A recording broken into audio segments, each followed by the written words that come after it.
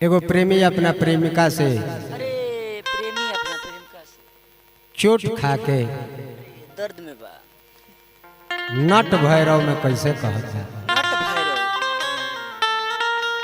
कहते का कहते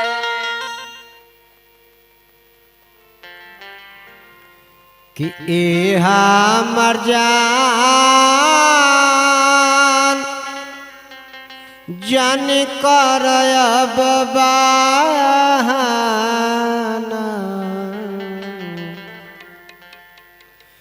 एहा मर जान जान कर अब बहाना।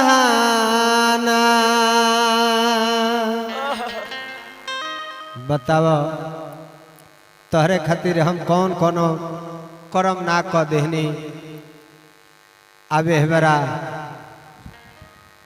हमरा से बहाना बतियाओ तारू बताओ हमारा से बहाना तो तहर चलते घूम आईनी तहर चलते घूम आईनी जेल और थाना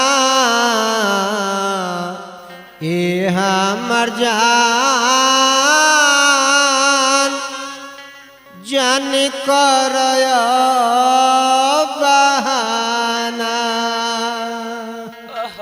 अरे हम उहे हई हो वे है चिन्हत नहीं खू पहले ही वाला काहे चिन्हे से इनकार करता रू कहते कि ए हमर जान जान कर अब बहाना ए हमर जान जान कर अब बहाना। तहर चलते गईनी हम तहर चलते गईनी हम जेल और थाना ए हमर जान जान कर अब बहाना ए हमर जान जान कर अब बहाना। हम जान जानी करब बहाना हम जान जानी करब बहाना।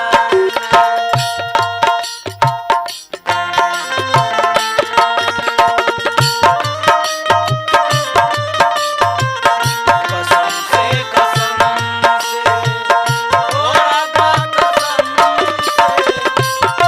ना जुदाई सहे जाए साचो नहीं था सहल जात अब तू ही रहबू ना तो हम ही रह तारा खातिर कौन कौन करम ना हो गए हम जान जानी करब बहाना कबो तहर बैटरी खत्म हो जाता कबो तहर नेट पैक खत्म हो जाता आखिर ऐसा काहे हो जाता। फिर मैं फसौला चढ़नी जवानी फिर मैं फसौला चढ़नी जवानी दिल में तूफान उठाल बदलल कहानी हो दिल में तूफान उठाल बदलल कहानी। हाँ खिदमत में खत्म हमार खिदमत में खत्म हमार हो गईल खजाना ए हमर जान जान कर अब बहाना ए हमर जान जान कर अब बहाना।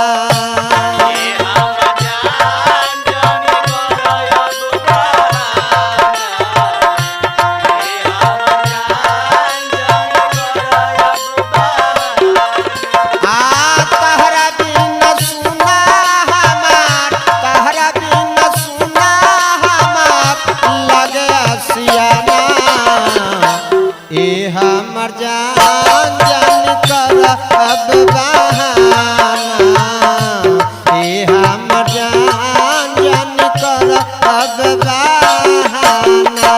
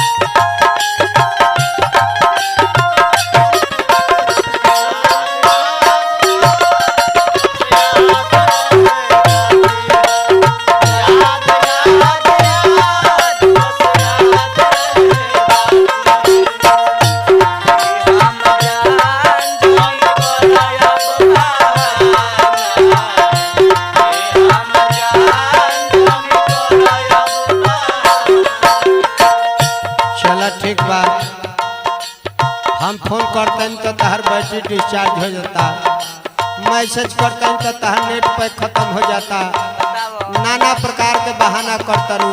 लेकिन हम जानता नहीं कि जे तहरा सगाई के दिन रखा गइल बा, अगर हम ना तो तुम ना, तहर सगाई हुई तो हमरे संगे हुई, ना हुई तो केहू के संगे ना हुई। केकर मजाल बा कि जे हमरा जियते तहर सगाई क के लेके चल जाए।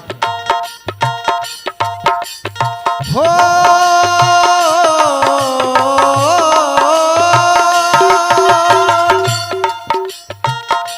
रोकब सगाई तहरा